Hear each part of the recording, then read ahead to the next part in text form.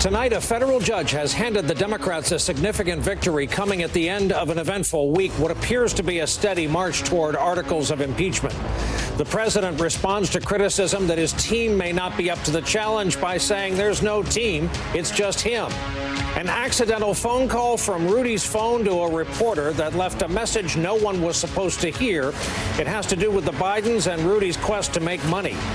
And two former presidents at the funeral of a man who rose to powerful heights from humble beginnings. And in their send-off, there is talk about the times we are in as the 11th hour gets underway on a Friday night.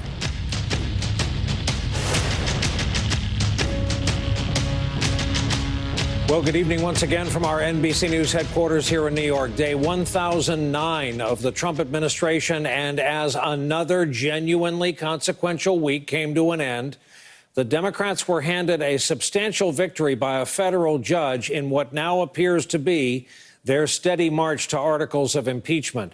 Judge Beryl Howell, the chief federal judge sitting in Washington, ruled the impeachment inquiry is, in fact, a legal proceeding, undercutting the president's argument that the investigation is illegitimate and throwing out the White House counsel's argument along the same lines. The judge also ruled the Justice Department must release certain grand jury materials gathered as part of the Mueller investigation to the House Judiciary Committee by next Wednesday. We also learned today that President Trump's former national security advisor, John Bolton, could be among the next witnesses to speak to Congress, and that'll be an event. The New York Times reports, quote, impeachment investigators have negotiated in recent days with a lawyer for Mr. Bolton about a date for him to be deposed behind closed doors, according to two people briefed on the matter.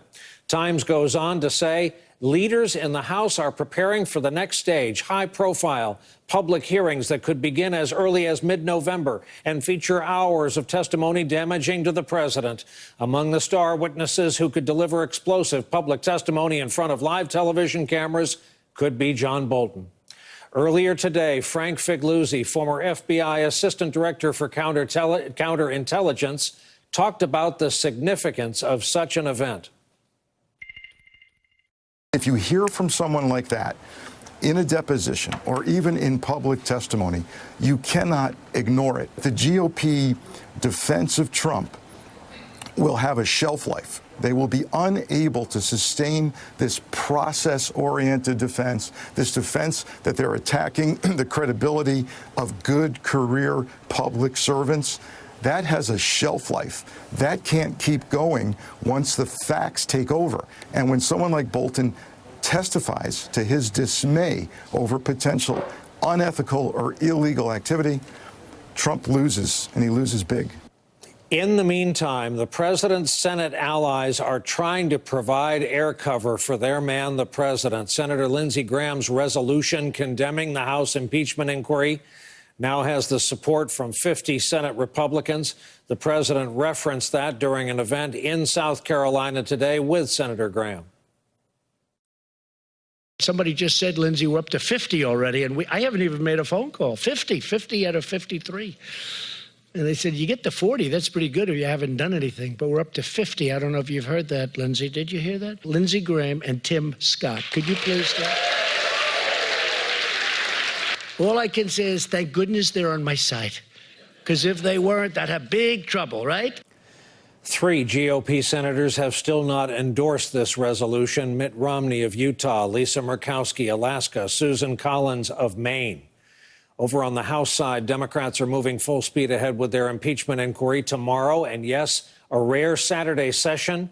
Acting Assistant Secretary of European and Eurasian Affairs, Philip Rieker, will be deposed. This follows the most eventful testimony yet, and that was from Ambassador Bill Taylor, a 50-year public servant who is the one guy who tied Trump to the Ukrainian pressure campaign. There's also some odd news today concerning this man, Rudy Giuliani.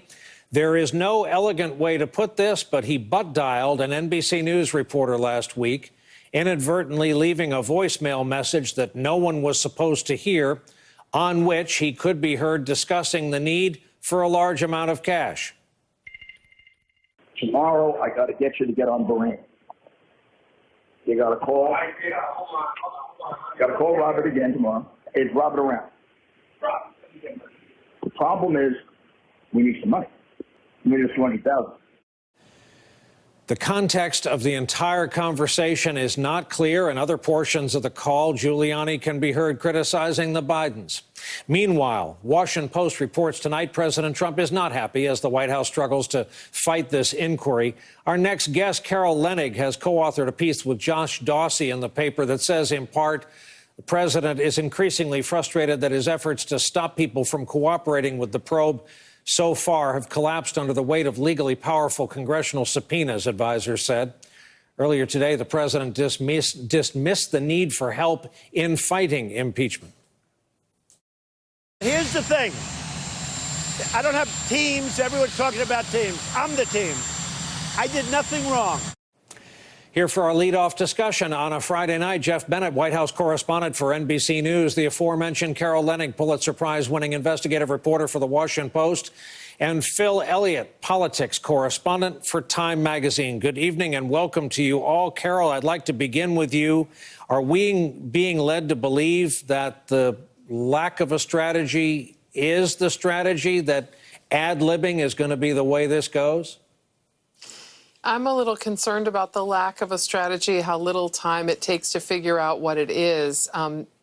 What I learned in the last couple of days with my great colleague Josh Dawsey is that the White House strategy does boil down to the president's viewpoint. He helped dictate a letter from the White House counsel's office arguing why a probe of his interactions with the Ukraine president was unnecessary, and the administration wouldn't cooperate with it. He has been reluctant to believe that this impeachment inquiry would proceed and gather evidence, and it is gathering evidence and steam and snowballing. He was also arguing that there was no way they needed anybody to really help him because he was the best arbiter of whether or not this was serious, and he decided that it was not serious. But that is changing the last few days, and the president has agreed they need to beef up their legal team, and they need to get somebody on communications, a real strategy for communicating what is the president's story, because the president's original story has not stood up to the testimony from his own administration officials. Hey, Jeff, we often call political opinion polls a snapshot in time, often knowing that by the time we broadcast them, sometimes the facts on the ground have changed and the sample would have already changed. Is that the same as a sense of the Senate resolution that doesn't have any enforcement teeth? Is this convertible to any support, or are those Senate votes indeed moving targets in the weeks to come? I think they're absolutely moving targets, Brian, and here's why. I was at that press conference where Lindsey Graham unveiled that resolution. I will tell you this, and this is important context. That resolution was advertised earlier in the afternoon as being a resolution aimed at condemning the entire impeachment process. By the time that press conference rolled around, Graham was clear that this was really only about attacking the process, not the underlying substance of the issue. In fact, he said, I'm not even saying President Trump did anything wrong. I'm just saying that the process should be handled publicly. And when we pressed him and we said, you know, you have senators who will, in effect, be jurors in a Senate trial once the House moves articles of impeachment off the House floor, if that is, in fact, what happens, aren't you, in effect, poisoning the well of jurors, having them come out in support of this resolution aimed at criticizing the ongoing impeachment inquiry? And he said, this isn't about the substance. This is all about the politics. And so what happens, this followed President Trump earlier in the day. A group of senators had met with President Trump. And I'm told that President Trump made clear to them that he wanted his chief defenders on the Hill to basically step their game up. So we saw earlier this week how House Republicans, a group of them, stormed the secure area in the House side. And on the Senate side, you had Lindsey Graham, President Trump's chief defender in the Senate, introducing this resolution. Phil, the Democrats seem to sense the need to conduct some hearings out loud with television cameras in the room. Run us through your knowledge of their next moves. So I was on the Hill this afternoon speaking with people in the room as the Democratic House members are plotting their next steps. They're taking their cues from Speaker Pelosi, who wants a fast but responsible process here. And eventually, the Republicans are going to get their way. There are going to be hearings. There are going to be public votes. And we're going to hear in public the testimony that really turned Washington on its head. A lot of Republicans, after hearing Ambassador Taylor, were pretty spooked and were asking themselves, OK, we're fighting about having open hearings. Are we sure we want those? Well, they're going to come. The problem is we're not sure on timeline right now. Every new piece of testimony brings new evidence, new witnesses, new potential instances of wrongdoing. The question for the speaker and her team is how wide of an aperture do we want to go here, or do we keep it narrow and focus solely on the phone calls with Ukraine? It's going to be very tempting for Democrats to try to write a book when a sentence is really all they need to do here. Carol Leonnig, for those of us who enjoy reading legal writings, it is a sight to behold when a senior federal judge appointed for life gets angry, as was the case with Judge Howell's ruling today. But tell us what's next. It can't be the last word in Washington, D.C., can it? I doubt it will be the last word, Brian, and you're wise to ask that question. But the importance of Judge Howell's order today can't be underestimated. She said what a series of lawyers have concluded themselves. Lawyers for witnesses who've all been filing one by one into a secure basement room in a House office building and giving their first-person accounts of what they knew about the president's role in pressuring the Ukraine to dig up dirt on his Democratic rivals. And what she has essentially said is, give me a break. The Department of Justice is wrong. Their legal arguments are flawed and weak, and nobody believes that. Nobody with a law degree believes that you can argue a House impeachment process is not authorized and you don't have to cooperate with it. That's already happening right in front of our eyes. Another 3 witnesses have been subpoenaed from OMB and other places. There are more to come, 9 in the rearview mirror. And it strikes me, Brian, as important to know that when Charles Cooperman's lawsuit moves forward, it will answer the question about whether a senior White House advisor may be able to testify about what they have witnessed, which Charles Cooperman can argue he is, but it will not stop the 5 witnesses who are named by one witness that are being now asked, oh, you have corroborating information? Can you come in? Those people are from agencies, and nothing stops them from being compelled to come before Congress.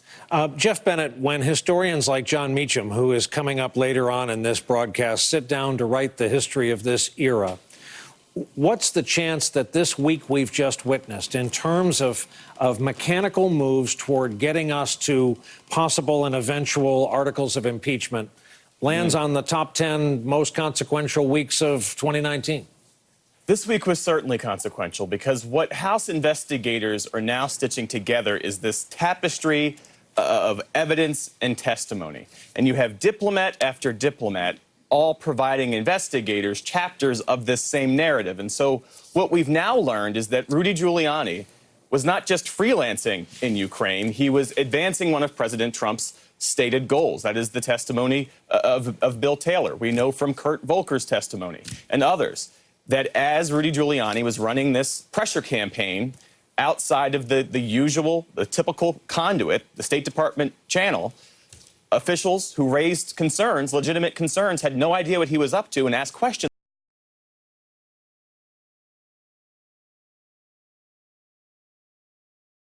about it, Marie Yovanovitch among them.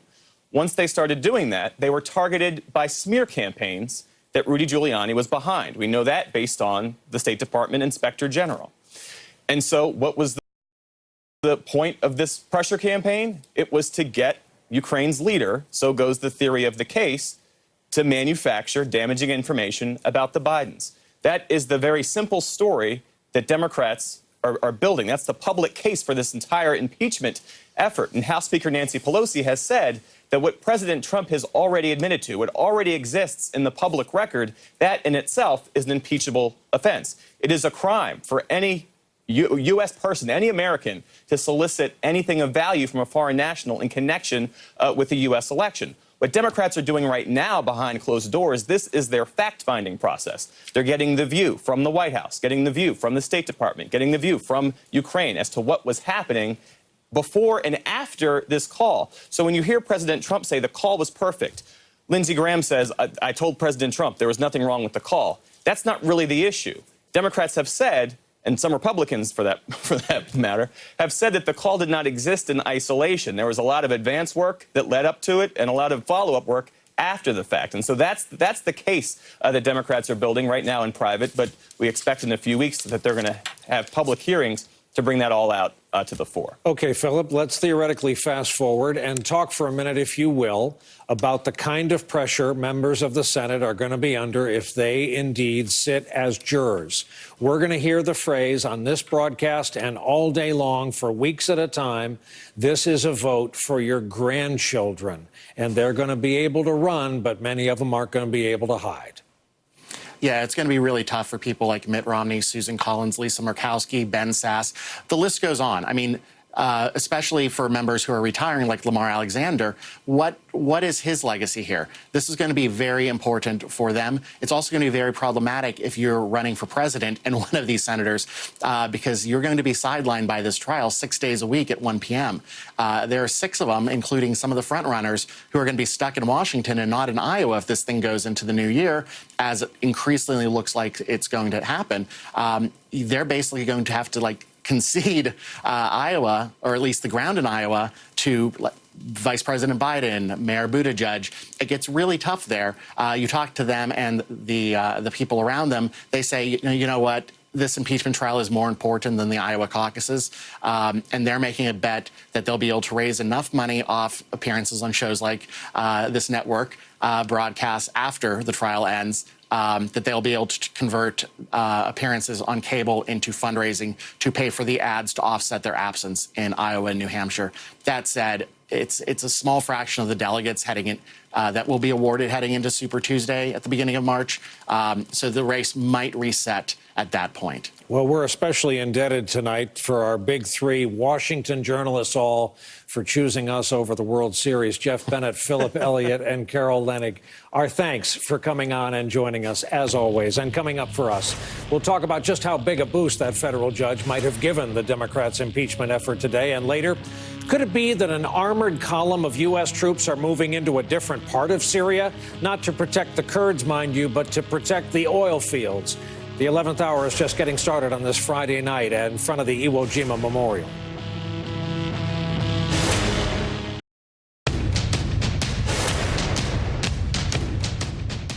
Are you at all concerned about the growing criminal investigation into Rudy Giuliani? I don't think so, because I think Rudy is a great gentleman. He's been a great crime fighter. He looks for corruption wherever he goes. Everybody understands Ukraine has big problems in that regard. Rudy Giuliani's a fine man. He was the greatest mayor in the history of New York, and he's been one of the greatest crime fighters and corruption fighters. Rudy Giuliani's a good man. However, about those growing criminal investigations into Rudy, Politico has added this reporting just today, and we quote, "The scrutiny isn't coming just from the previously known probes by FBI agents and the U.S. Attorney's Office based out of Manhattan. According to 2 people familiar with the investigation, the criminal division of the Justice Department in Washington," that gets your attention, "has taken an interest in the former New York mayor, too, meaning an expansion of resources that indicates the politically sensitive probe into the president's personal attorney is both broader and moving at a faster pace than previously understood." Here with us tonight to talk about it, Cynthia Oxney, former federal prosecutor herself, and Josh Gerstein, senior legal affairs contributor for Politico. Welcome to you both. Cynthia, at the Southern District of New York, Justice's New York office, they refer to Washington as Main Justice for good reason. So if Main Justice is now interested in this, how worried should Rudy be tonight? How much legal jeopardy do you think he's looking at? Well, there's 2 ways to look at it. One is, more resources, more FBI agents. You know, they've already looking, at 50 bank accounts, and they've got wiretaps, and all kinds of things have happened in those cases, so that he's in more trouble. That's one way to look at it. The other way to look at it is, Main Justice is there. Now Barr is a little more involved. Now they know exactly what's going on in the Southern District of New York. I mean, you can look at it a conspiracy way as well, that there is a chance that Barr is more able to intervene. And I have to tell you, me, I was for Barr coming in as an institutionalist. Yeah. Fool me once, shame on you. Fool me twice, shame on me. So I am suspicious of anything that happens now that has Barr's fingerprints on it. And the fact, in an ordinary world, the fact that the criminal division is getting involved in the case would suggest he was in more trouble.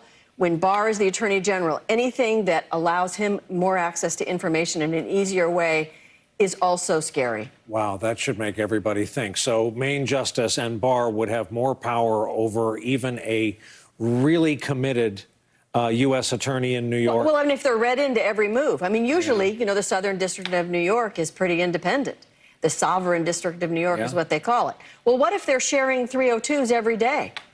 I'm not sure that's what we want, quite frankly, in Barr's Justice Department. I am depressed to say that because it's such a, I view it as it should be such an independent place. But right now, because of Barr, I'm suspicious of almost everything.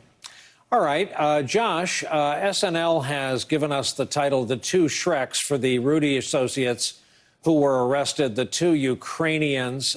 They've been called straight-up bagmen for Rudy. How messy could this part of the case get? Well, Brian, I was at the arraignment there in New York earlier in the week, and it sounded like it could get pretty messy. I mean, there's what Cynthia mentioned already, which has to do with all the information that has been gathered from search warrants, from the bank accounts. There was mention of more than 12 telephones, either having the call records or maybe other information about them seized by federal agents. So that sounds pretty messy. But the defense lawyers were already sort of throwing down the gauntlet here and saying, look, it's going to be difficult for prosecutors to rummage through all this. The claims by these two Giuliani associates are kind of fascinating. They're saying that they were working for Giuliani, that they were working with Giuliani, and that Giuliani was working for them, and that they all were working, or at least one of these Ukrainian fellows was working for Giuliani, for the president of the United States, and that all these things present some kind of legal obstacle to prosecutors just rummaging willy-nilly through all that information that they've already gathered. Cynthia, let's talk about this federal judge ruling that we were talking about in the first segment tonight. And what happens now? It really was, as documents go, a sight to behold. Does it hold? Well, I'm sure this 75-page smackdown will be appealed. But she's obviously gone to incredible detail to go through constitutional history, legal background. She cited, every little instance in the Mueller report, the different writings by the White House. So she has set a record that's pretty impressive.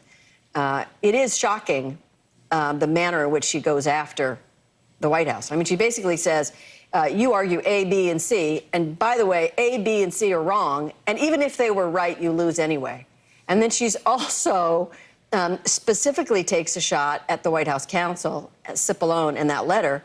And in fact, she says not only is the White House obstructing, but because you're obstructing, and that letter is proof of the obstruction, it's more reason why we should give you the 6E material. So she's used that as a fulcrum also to get the material.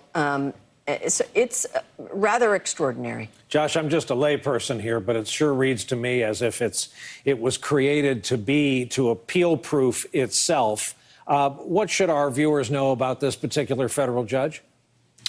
Well, it's tempting, and I've seen people on Twitter, Brian, saying, well, because she's an Obama appointee, this is a Democrat judge ruling as the Democrats would like her to rule.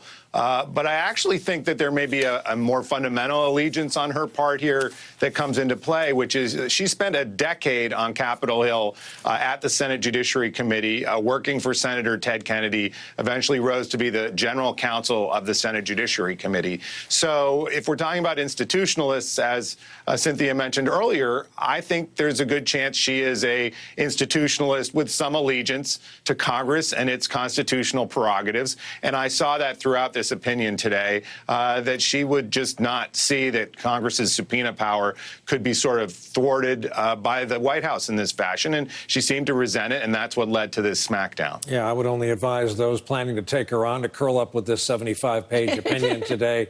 Think about it again. Great thanks to our two returning veterans, Cynthia Alksny and Josh Gerstein. Thank you both. And coming up, Thank you, Brian. Why on earth would more... Our Defense Secretary, Mark Esper, last referred to by Trump on Twitter as Mark Esperanto, made it official today. He says the United States will send troops to eastern Syria to guard oil fields from ISIS, just not to save the Kurdish civilians from the Turks. The Associated Press reports today, quote, though Trump repeatedly says he is pulling out of Syria, the reality on the ground is different. Adding armored reinforcements in the oil-producing area of Syria could mean sending several hundred U.S. troops, even as a similar number are being withdrawn from a separate mission closer to the border with Turkey. Just this morning, the president wrote this, and we quote, we are bringing our soldiers back home, ISIS secured. Another point of fact here, the U.S. keeps thousands upon thousands of troops in the Middle East region. There is every reason to fear the resurgence of ISIS.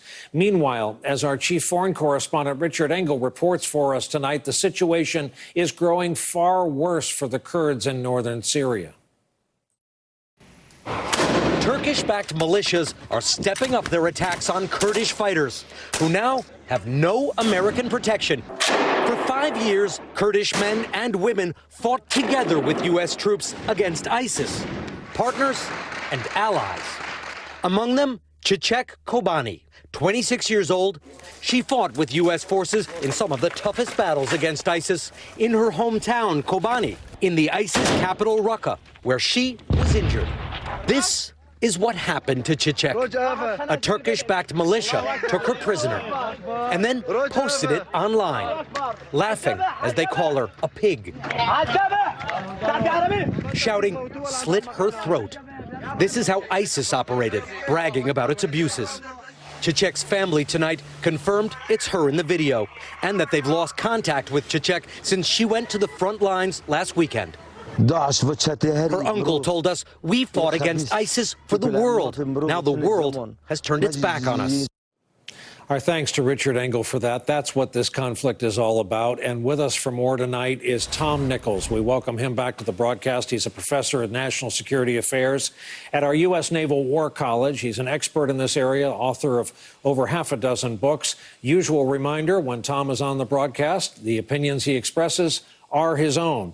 Tom, having pointed that out, first of all, subsection question, how many troops, ballpark, do we have in the Middle East? Why does the president keep saying he's bringing the troops home? Well, between the Middle East and Central Asia, we have something like 60 to 70,000 troops overseas. And the president, I think, says these things because they are promises he made to his base, and he knows he's not going to get checked on it by his base. They'll believe him if he says the troops are coming home. So he says it because it's effective and it works. It's like when he goes to rallies and he just says, I'm bringing the troops back home. I've beaten ISIS. The world is grateful. He's not really speaking to the foreign policy community or to the informed listener. He's speaking to his base because he's telling them what they want to hear, and he's giving them the soundbite they need to have. How are we supposed to process the optics alone? Forget about the morality of sending men and women in to secure oil fields and not Kurdish humans, including 70,000 children on the run.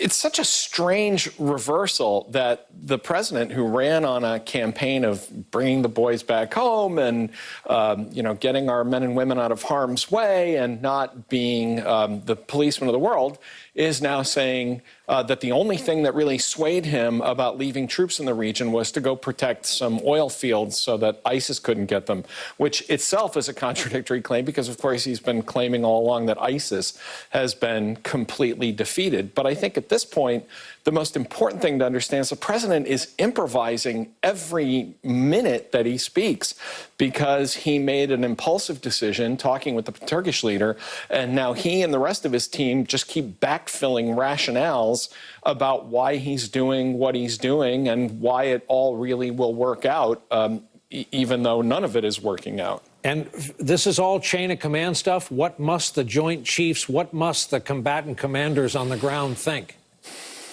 Well, of course, I can't speak for them. I think it's probably presenting a serious strategic dilemma to anybody who's been dealing with that situation over the past 5 years, because we have an ally there.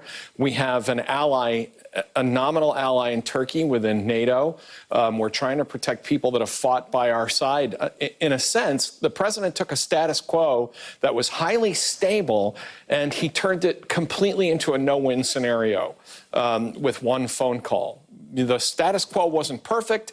It's not easy to identify heroes and villains all the time, but this was a status quo that was working pretty well, protecting some of our friends, keeping our ally at bay from doing something bad. And now the president has just thrown all of that up in the air. And I think everybody who's trying to plan around this is now picking among options that range from terrible to awful. And Tom, because I follow your every word on social media, I've got to hit you with a question on Tulsi Gabbard. She made news today by saying she was not going to run for re-election as a member of Congress while running for president. She's a lot of things. She is an Iraq War veteran. She is an Army major in the Army Reserve. She is a member of Congress. She is a Democrat by label. And she is locked in a debate with Hillary Clinton, among others, say nothing of social media, where she's been labeled a Russian asset. What's going on here, do you think? I had always thought that Tulsi Gabbard was trying to stake out a position as the anti-establishment wing of both parties, of the Democratic and Republican parties. I don't think Tulsi Gabbard ever thought she had a shot at the nomination. I think she entered this as a kind of chaos candidate. It does have a remarkable, and I think debate moderators and other Democrats ought to ask her about this. She has a remarkable fluency with Russian and Syrian talking points. But I think that Secretary Clinton made a pretty explosive charge, implied a pretty explosive charge that was then confirmed by one of her spokesmen, that Congressman Gabbard is who she was talking about. And I think it needlessly elevated Tulsi Gabbard's profile. Now Gabbard can present herself as leading kind of the anti-Clinton, anti-establishment wing of a group of the Democratic Party. And I think that was a self-inflicted wound, and I think it was unwise for Secretary Clinton to do that. Well, if it's not a mess, it'll do till the mess gets here. Tom Nichols, thank you as always for your candor and for coming on. We appreciate it. And coming up for us, yet another consequential week, as we said, in this presidency. Jon Meacham, at long last, will help us try to understand some of what we're looking at.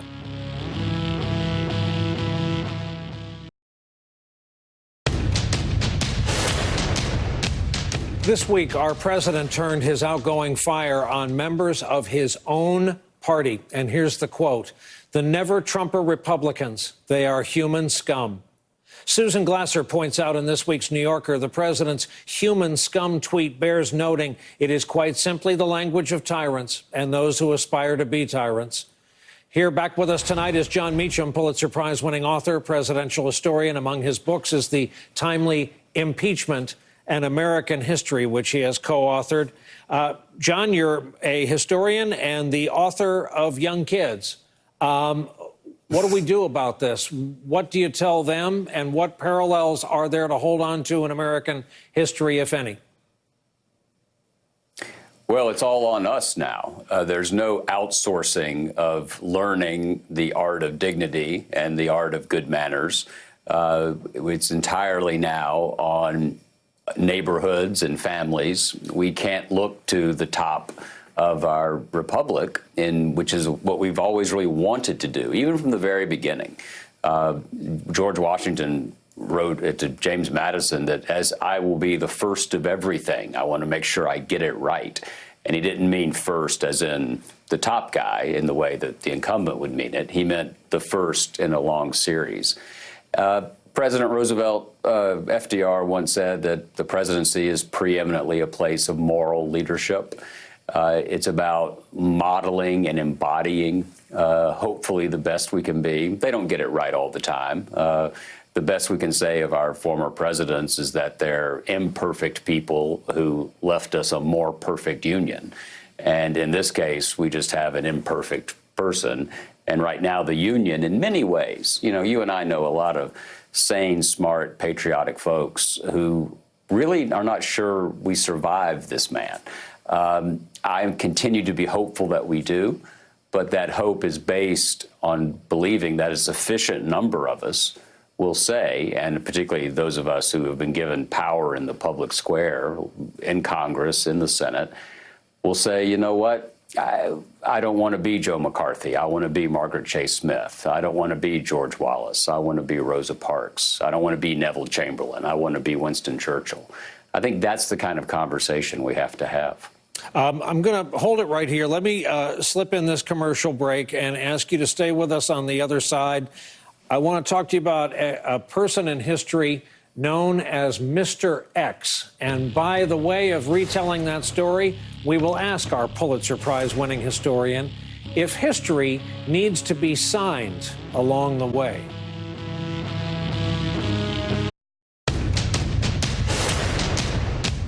We foreshadowed this a bit earlier. We have new details tonight on what's to come from this upcoming tell-all book by Anonymous, a senior Trump official. It's called A Warning. It's due out next month. It's the first we'll hear from this person since that September 2018 op-ed in the New York Times. We don't know the author's gender, whether they're still employed inside the administration, only that he or she intends to remain anonymous. There's this from the back cover, however. You will hear a great deal from Donald Trump directly, for there is no better witness to his own character, than his own words, and no better evidence of the danger he poses than his own conduct. The nameless author goes on to warn the truth about the president must be spoken not after Americans have stood in the voting booth.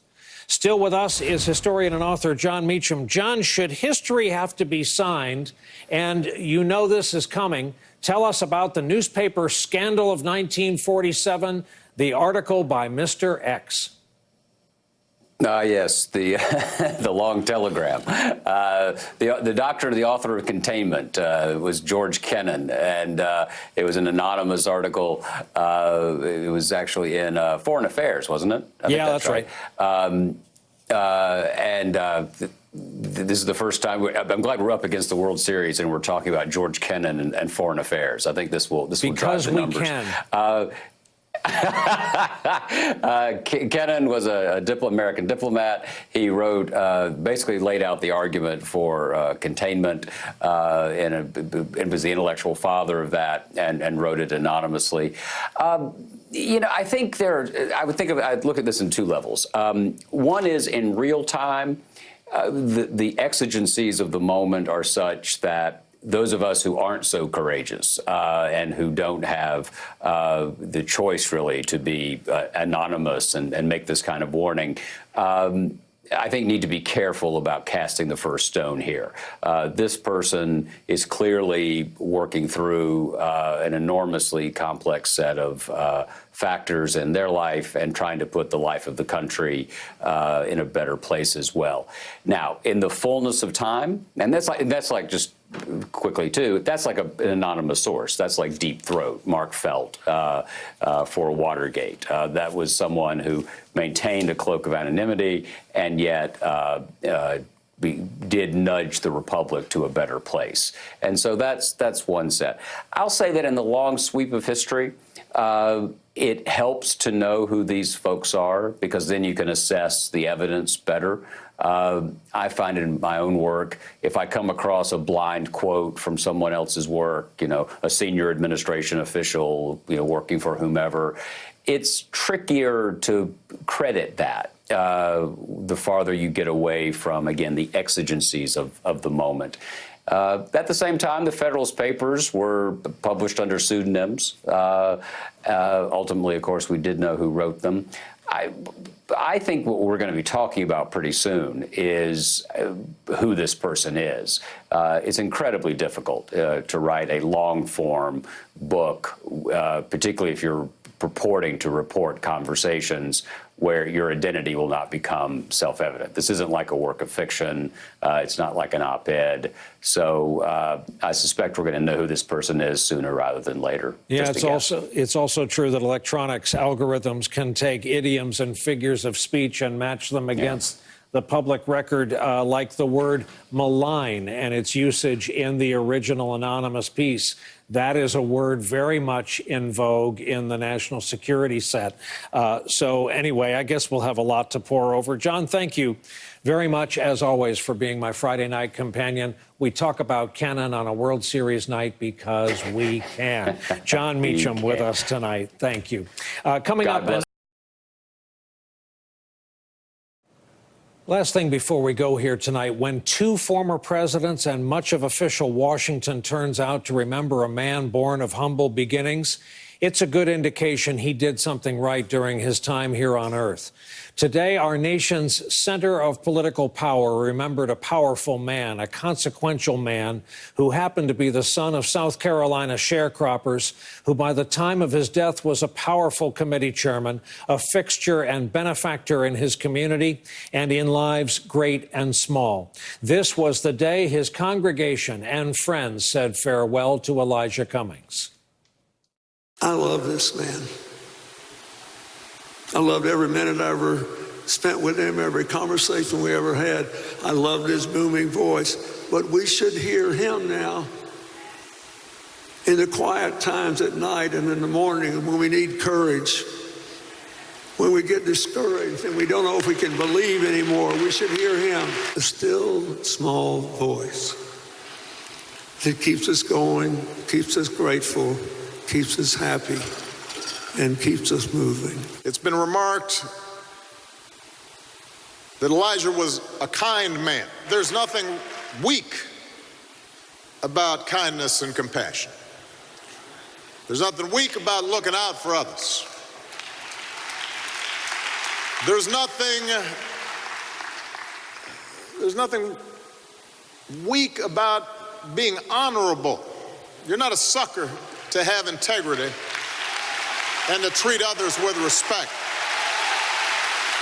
He would remind all of us that our time is too short not to fight for what's good and what is true and what is best in America.